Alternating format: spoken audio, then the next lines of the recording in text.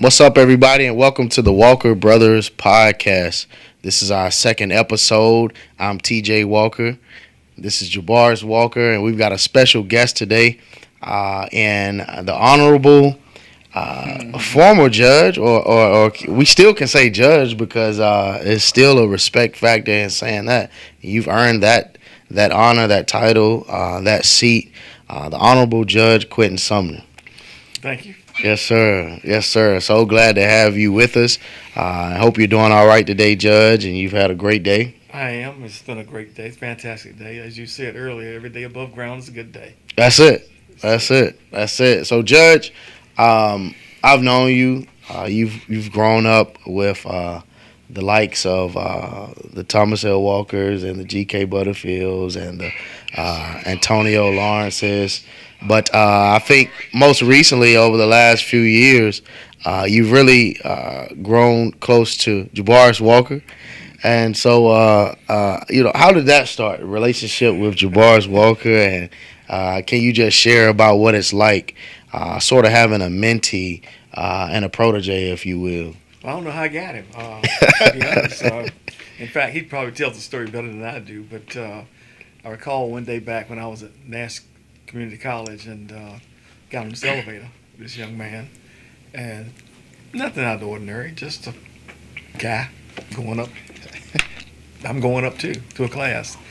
And he began to ask me questions, and I answered the questions, and he asked me, I think he said, what class you teaching? So I told him I was teaching a political science course. He said, that sounds like something I might want to do. I said, well, you need to check on that. And nothing out of the ordinary, and next semester, I saw him. He was in my class. Wow. And I guess we sort of kind of hooked up from there. Been a lasting friendship. Yes, sir. Yes, sir. Did I tell it right? I mean, I want to. You told it a little wrong. So, first time we met, you was going to swear somebody in at the city council meeting. And it was me, you, and Bobo, and you kind of backed up. Like, how you know me? So I'm like, you the judge. You're like, yeah, that's me. Who you? I told you I was, and I said, you teaching at Nash? I said, I saw you was, my advisor kind of mentioned I should take your class. You were like, yeah, you should. You look back. It's a great course. And I ended up taking your class, and after the first class, you gave me your personal cell phone number. You was like, just call me anytime, and you really stood on that. So, last 10 years, anybody know me, like, you my guy. So if I do something, I done pretty much call you to get your blessing on it, and you kept your word, and I'm forever grateful for that. Listen, I'm grateful that you remember the story because I've forgotten all about that one. Yeah. So you just been good. And I remember calling Miss Bernice, and you'd be like, we'd be in your office meeting, and you'd be like, hold on, so how long you need? It started from like 20 minutes to now go sit in your office 2-3 hours and we'd be talking. So it's kind of weird now not meeting you at the courthouse because it was like a getaway for me. But tell us about the new Judge Sumner now that you are Quentin Sumner with the retired tab. Like, how's life treating you? Well, I've got emergency status now, which is step down basically, but I'm still a judge because I'm subject to be recalled if necessary and needed, and I still have an office, and I just don't go to it every day now. I mean, you can call me and say I can meet you at the office, but I have to I have to come over there to meet you because I'm not over there every day. But it is not the adjustment that I thought. I thought it would be a dramatic change in my life, and it has not been because I'm still active. I'm doing a lot of things. As I said, hold emergency status, which means I hold court when needed. I teach at Wesleyan now, and I'm going to become a mediator once I can take the course. The guy who was teaching the class got sick, so I've sort of had to delay that. But that's the third prong of what I want to do. So I figure between emergency work, teaching, and mediation, once I get that component, that'll be about all I want to do. Yes, sir. Because I am retired. I mean, Yes, it feels good to be able to stay in the bed. Yes, but I'm up at 5:30 in the morning anyway, so I don't actually stay in the bed. I'm up Yes, sir. As if I'm going to work somewhere. Yes, sir. So you adjusting to it now. I am. It really is different in the sense that, like I said, it's not a dramatic change, but it's just a different way of looking at life. And what I noticed is that, and I didn't know this, I don't have the stress component. It's easier to get up now. I don't have to worry about rushing anywhere, being anywhere. I can go at my own rate, So, as I said, I got an office, so if you want to come shoot the breeze from my office, we can do that. It's a little smaller than my old office, but I can accommodate you. Yes, sir. So growing up, Judge, where did you grow up? How was that, and what really led you to the pathway to being a judge?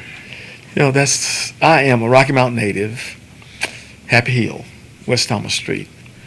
And I went to Abraham Lincoln Elementary School, which is not there any longer. Yes, sir. In fact, OIC occupies the exact footprint that my elementary school had. What actually started me on the path I'm on now, I guess, is that in the 4th grade, and I remember very vividly, I had to do a book report, and I chose Abraham Lincoln as a biography, as my subject, and that was my beginning of my love for the law. Yes, sir. And that's what started it for me. Mm. And I never lost sight of that. And I remember that, you got to remember, Abraham Lincoln was a segregated school. Yeah. Because I'm a product of the 60s. Okay. Of course, the Civil Rights Board of Education, Brown decision didn't come out in 1954. Mm. But the schools were slow to segregate because it's based on deliberate speed. And that's a matter of interpretation. Deliberate speed never meant full speed ahead. Mm. So I attended elementary school at Lincoln. I went to J.W. Parker for the 7th, 8th, and 9th grade. And in the 9th grade, after the 9th grade year, I left segregated schools and I went to Rocky Mountain Senior High School. In fact, I was one of the first people to help integrate the Rocky Mountain school system in 1965. And that was a different world for me. I went from folks that looked like me, my teachers looked like me, to a world where everybody was foreign, basically. Mm-hmm. And I felt overwhelmed in the sense that I didn't have the support that I had when I was in a segregated school system. Now, I've always been a good student. Don't get me wrong there. And that's not brag, that's just fact. So I was going to make it, but I noticed that I was missing that element of it. Mm-hmm. And you don't know how important that is. You recall when you were in the 9th, 10th grade, yes, you need that support, that academic support in the academic environment. Yes, I didn't have that. And I remember sitting in class sometimes thinking, what in the world did I get myself into being here? But it worked out. Yes, sir. Wow, man, that's interesting. Just a story, Judge. There are a lot of aspiring viewers that may be watching that say, hey, what can I do to be a judge? Can I be a judge from Rocky Mountain? And you're a living testament that it's doable. You've done it, you're doing it. And so to somebody that may be aspiring to be a judge from the city of Rocky Mount that didn't have that difficult of a story like yours to say, hey, I really didn't even have this support I need, academia support in 9th, 10th, and 11th grade, had to go to segregated schools, go through all of these different changes. What do you say to a kid now coming up that feels as if, hey, my situation is difficult, it's tough, I can't really see my way out of it, but I believe I want to do. What do you say to them? The main thing I would say is that you don't ever lose hope and faith. And just remember this, that you will never see a tombstone in anybody's graveyard with the words, "Here lies John Doe, he died of hard work." You don't ever see that. So I say that to say that you always work hard. Even during the times when I thought I was challenged academically, there was a struggle. I always went the extra yard. Mm-hmm. I always worked harder. Even when I practiced law, my position was, I'm going to outwork the lawyer on the other side of my case. Nobody's ever going to outwork me. Mm-hmm. And I think that you have to do that. Now, I also understand that circumstances are different. I had a lot of help because nobody makes it anywhere without help. That's it. You got to have some. So I was blessed in that sense. But I think that you don't ever give up. And if you do not succeed, that old adage, try again, it's very true. You keep pushing forward. You go on, even in spite of adversity, even when other people don't think you're going to be able to do, even when people tell you you can't do. Mm-hmm. And people just tell me that. I tell white instructors when I was in high school, they said, what do you want to be? I just want to be a lawyer. And they look at me like, you're crazy. There's only 2 black lawyers in the city of Rocky Mount, Wow. at this point. How do you figure that? And my position was, this is what I want to do. This is what I'm going to do. And I'll tell you something else, that this is a story that I've told, I guess, 4 times publicly. So you really got an honor for me telling this story. That's it. I'm trying to pull out my phone and start recording. When I got out of law school in 1975, I was cocky, okay? Make no mistake about it. I passed the bar the first time. African Americans didn't have a very good history of passing the bar. It was a struggle, but I was able to do it the first time out because my position was, my mother called me before the bar and said, how you feel about the bar exam coming up? I told my mother exact words, they can't write a test I can't pass. Wow. Okay? And I meant that. Well, so when I got my little license, I came back here to Rocky Mount. I said, I'm going to practice law in Rocky Mount, my hometown. Went around to every law firm in this city. I couldn't get a job. Nobody wanted to hire me. And Sam Gray, who you know, was a good friend of my family. He called me one day and said, listen, I hear you're looking for a job. He said, you want to hook up with a lawyer in Rocky Mount? I said, I'd like to do that. He said, well, I know a man. I won't call his name. He's dead now. Out of respect for the dead, I will not mention his name. But he said, I got a friend that I know. Let me introduce you to him. And the 2 of you need to meet. So he arranged me to have lunch with this guy at the Carlton House, which was the place in those days. Oh, don't bring it up. Yes, sir. Pork chops on Friday. Yes, sir. So I met this lawyer on Friday, and it was beautiful. Never forget, August day. Sun was shining, the birds was chirping outside. He and I met, exchanged pleasantries. We chit-chatted a little bit. The meal came, had a great meal. Finished the meal, and at the end of the meal, we turned to the matter at hand. And he said, I've enjoyed this conversation with you. He said, you're a bright young man. You're articulate. You're very intelligent. He said, but I can't hire you in my law firm. He said, you need to leave Rocky Mount. Go to Washington, D.C. Go to New York. Go to Philadelphia. That's probably where you need to be. And I was stunned. I couldn't believe he was saying it. And I couldn't believe I was hearing it. I was like, I know this fool is not sitting here telling me that I need to leave my hometown and go somewhere else to make a living. So I didn't. My normal reaction was I should have cursed him out, but I did not. My parents' home training kicked in, and I knew that you always be gracious and courteous, even in the face of fools. So I thanked him for the meal, thanked him for his time. I walked out the door, and I remember walking out into the bright sunlight, still in a daze. Went to my car, and when I got to my car, I opened the door up, and I stopped, and I said this prayer. This is the exact prayer I said. Dear God, please help me show this man that he can't dictate to me what I can do and can't do in life. That only you and I get to decide that. And he does not come into the equation. Amen. And I never looked back. I left, I went home, and I got an interesting phone call from a fellow by the name of G.K. Butterfield, who you also know.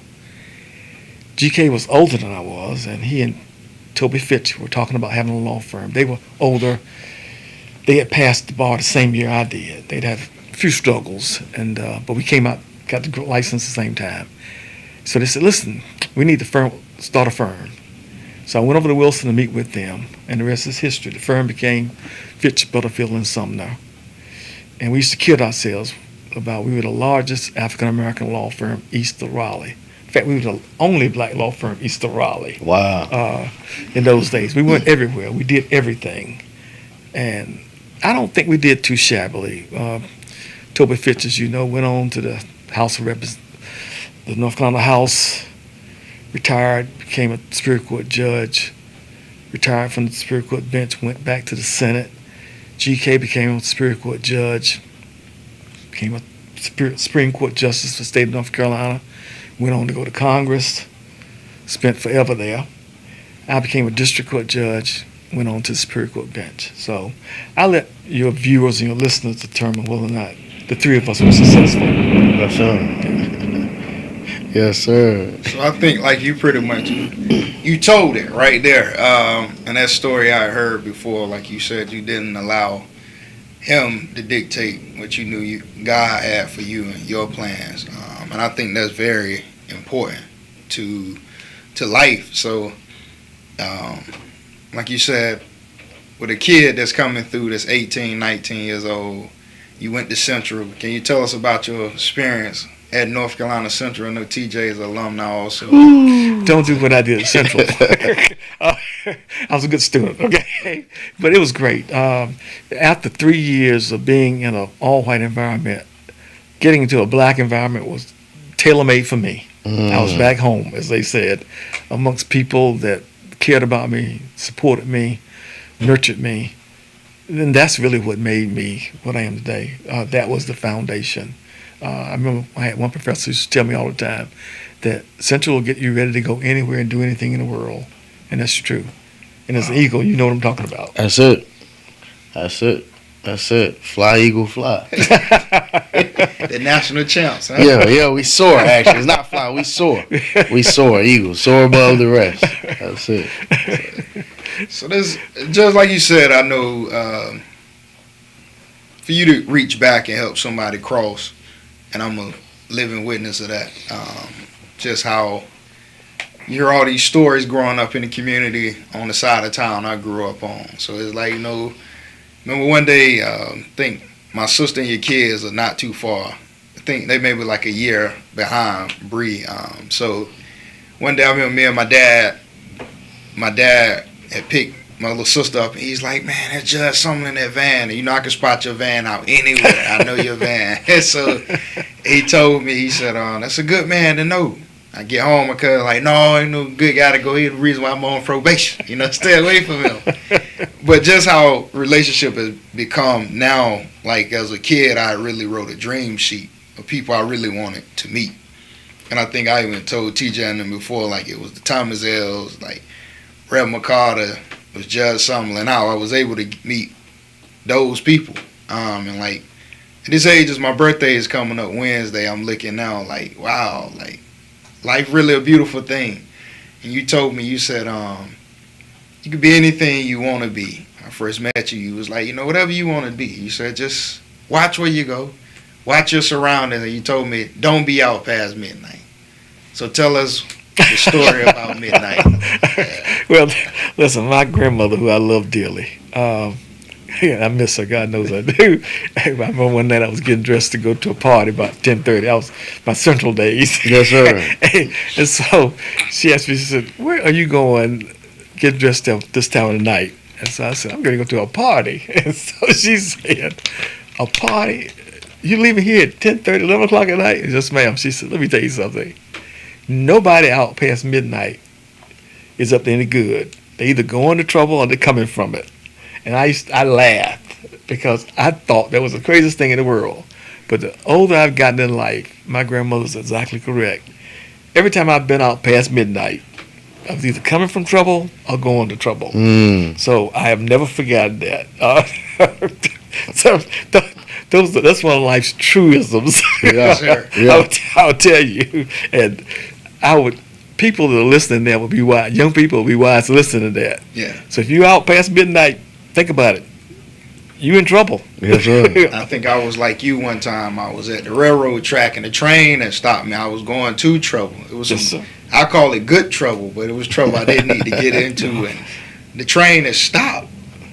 So I just like, man, I don't feel like going across the bridge. I went home, but come to find out, like it was good to just go back home. Yes, sir. So my other favorite expression is my grandmother used to tell me this one. Just because somebody says less, okay. you don't have to say go. Okay. Okay. because they say less, you can stay sometimes. Wow. And the times I have stayed, I've really been glad that I didn't go. Wow. Yeah. Wow. Judge, what? I mean, you're here with a couple of younger guys.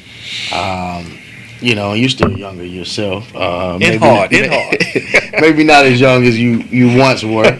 That's what happens when you're able to experience the blessings of life and longevity and continue to live. But what would you say just allows you to? Because we see a lot of gaps, generational gaps, age gaps. Gaps are racial gaps. There are gender gaps. I mean, everywhere you can look at an element of life, there's some type of gap. Sure. How have you found it sort of easier for you, or really beneficial for you to navigate sort of that generational gap? I embrace people. It doesn't make any difference to me, socioeconomic background, educational level, job, neighbor, friends. I like people. Mm-hmm. I can adapt to anybody. And I've never forgotten that old saying that you walk with kings and queens. Mm-hmm. Never lose a common touch. Don't ever forget that. Yes, sir. Same people you pass on the way up, you can pass them on the way down. Yes, sir. And I take people the way I find them. And I am not judgmental. People will say, you're a judge, you judge people. And I'm quick to tell people, that was my job. But I don't judge people. Mm-hmm. He who made us gets to make that decision. Yes, sir. That's below my pay grade. Yeah. So I take you as I find you. Mm-hmm. And that's what allows me the ability to connect with people. Yes, sir. And I like people. Yeah. So I count those as one of my blessings. Yes, sir. I think, like TJ just said, we the young guys, so and I don't think it should be young versus old, but I think one thing about it too that you'll find out is like I'm always willing to just soak in wisdom and knowledge, but it's a difference in talking at us and talking with us. So you don't always have to, and I'm finding out, you had told me a long time, sometimes you can be an owl and just soak up everything that's coming. You don't always have to be understood. Sometimes you got to just understand the people that you are dealing with. And I think if I ever, so much advice you give me, but that's been a nugget that's very crucial in this part of life is that, don't always try to be understood. Be understanding. And that mean a lot. Because I remember one time, anything I've ever done, you always support it. And we was outside Ebenezer talking, and the guy walked up like, you got $5 for gas, and you pulled out 20. You was like, you could have gave me that. You was like, it's not up to, I had it. I'm not hurting. He said, that's between him and God, what he do with it. But I know what I asked God for this morning. And I was like, wow, that's deep, Judge. So I just thank you for teaching me, like, even like over time, it's never been a time where you talked at me. It's have been times, you tell me, like, you got to do this, you need to get this in gear, and I appreciate that. But it's never a tone where you, like, pointing at me or, telling me what I got to do. It's always just sound advice because you've been down that road before, and you don't want me to self-destruct. So I'm always just thankful for that. And like I said, it's bittersweet to see you retire, but now it's even more, you still a phone call away. So I tell anybody, like I tell TJ all the time, like his granddad's just been an icon. Like, so what Thomas L is to him, you are to me. And that's why I said, like, I'm forever just grateful for you. And I want you to just get your flowers while you're here. Well, listen, I appreciate that. And I'm glad I've said something that resonated with you. Listening to you tell me that, I think about my kids, and I always tell them the same stuff I've told you, I tell them. And when they were younger, they would question some advice I'd said, and my response has always been, my job is just to tell you. Mm-hmm. I got to give you the lesson. Mm-hmm. Now, what you do with the lesson is up to you. Mm-hmm. But my job is to give it. Mm-hmm. God will get me if I don't give you the lesson. Wow. Okay? But once I give it to you, it's up to you to decide what you're going to do with it. Yes, sir. And so that's why you and I connect because I treat you just like I treat my children. The same thing I tell you, I've told them. And if you don't believe me, say something that I've said, and they'll say, "Yeah, it sounds like my dad." Yeah. And I can remember now. I can ride down the highway, and something my parents told me 30, 40 years ago will come back to me as crystal clear and be as truthful as it was the day they said it. Mm-hmm. I've gone to meetings. I've gone to the governor's mansion, got out of my car crying. Somebody said, "Why is that man crying over there?" Something my parents told me that I didn't believe, that I know to be true now. Yeah. And it just touches you. And the older you get, both of you, it'll come back to you the same way. I guarantee you, you will see it again. It's only one thing, I think, sound advice that you have told me, and I'm still wrestling with it. You said, slow down, son. Nothing's important to get there fast enough. It's going to be there. And judges, I can steer your voice. Now, I do wear my seatbelt. But I'm not going the speed limit as much. But I'm just letting you know that I'm working on it. I'm en route. I'm still with you because my youngest son, Justin, is got his learner's permit. And I'm his driver, his designated driver. And that's the advice I give him every time we get in the car. We don't have to go there at 90 miles an hour. Yeah. It will be there when we get there. Yeah. They're not going to do anything without us. Yeah. But they will do something without us if we don't get there. Yeah. So slow down. Slow down. And I think, that's just wisdom that I'm learning. I'm en route. You make me sound smarter than I am, and I'm really not that smart. I've just been lucky. Yeah. I've been lucky that I had a lot of people to tell me some things that I needed to hear when I was younger. And I want to do the same thing. Yeah. And it's not to the point I don't want to preach to anybody. Mm-hmm. Like I said, I just give the lesson. Mm-hmm. And you take the lesson and do what you want to do. Sure. I hope you take it and use it. But, some people don't ever get the message, That's it. Yeah. Well, Judge, we know you've got a full slate. We know you've got a million better things to do to be here with us. Not better. But before we wrap up, is there anything that you could share with our listeners that can just provide them some inspiration, some uplift, or just anything, somebody that may be listening that just may need to hear words from the judge? Well, listen, I would say this because I believe this, that in God all things are possible. I am living proof. All things. Even when you think that things are at their worst, at their lowest, even when the thunder and the lightning and the storms are raging, I can go to my Father for help. And He's never failed me. Wow. So. You my guy. You my guy. Both of you guys are my guys. My guy. So that's and I think me and TJ just appreciate it. Like I said, our first mate said I don't go a lot of places. I don't really come out. But anything that I've had, you never told me no. And to this day, you still have never told me no. That's solid. I don't know. You told me you go to bed by 9 o'clock. I think it's to the point now I call you sometimes after 9 and you pick up. So you never been like, why you calling? So I just appreciate you, man, for everything. I know we're going to leave, but I'm going to give you one last story before I go. Oh, take your time. Take your time. My granddaddy, who I also loved, was a big baseball fan. Oh, man, listen, daytime, he watched doubleheader, Cubs, Yankees, anybody. And I used to go by and see him sometimes when I got off work about 5:30. He'd be in his pajamas, sitting on a stool watching a black and white with 12-inch TV, watching the game. And I'd say, man, what are you doing in your pajamas? His response was, I'm not going anywhere. I used to laugh because he wasn't going anywhere. It's 5:30. Yeah. I'm a granddaddy now. Yeah. I'm home. My pajamas are on because I'm not going anywhere. Wow. So I remember that one. Wow. I got a million more. If we got another show, I could come back and give you some more, but I can't give it to you all now. Man, Judge, we appreciate it. Jay, you got a word for our word for today? The word for the day, just stay focused. Hey, when the enemy come try to knock you off your pivot, stay focused. And I heard Denzel Washington say, he said people don't really talk about it enough, Judge. But he said you really want to know if you're doing something right in life.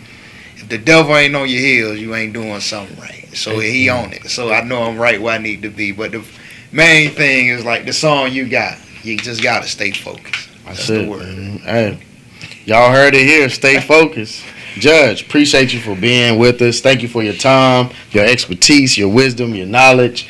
We just thank you for allowing us the opportunity to sit here and soak at your feet and really glean from a man who's lived it and is living it and living proof of everything that you've said and everything that you've tried and put to the test.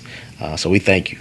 I thank you guys for letting me come and spend some time with you. And it's me who's soaking up, not you. You too kind. You too kind. But thank you. We good? We good. I got to text my wife's calling me. I'll be in trouble. Yes, ma'am.